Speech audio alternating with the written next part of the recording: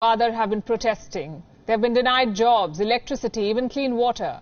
Now thousands of women are coming out of their homes to protest. People of Gawader are being forced to campaign for basic necessities, while Pakistan and its iron brother China are exploiting them. Here's a report. This is a protest that Islamabad chooses to ignore. For several days now, the men of Gawader have been protesting. Their appeals fell on deaf ears. Now the women of Gawader are out on the streets.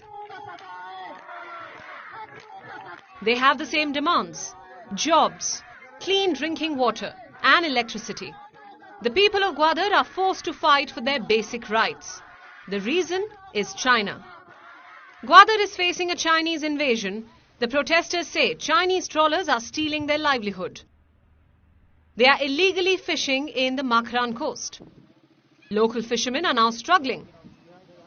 The protesters say that the Pakistani government is colluding with the Chinese and allowing Chinese trawlers to operate with impunity.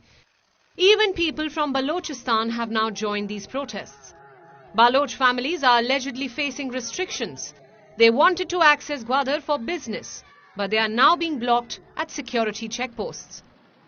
The anger of the locals is only fueling more discontent against the CPEC, the China-Pakistan Economic Corridor. China is building a massive port in Gawader.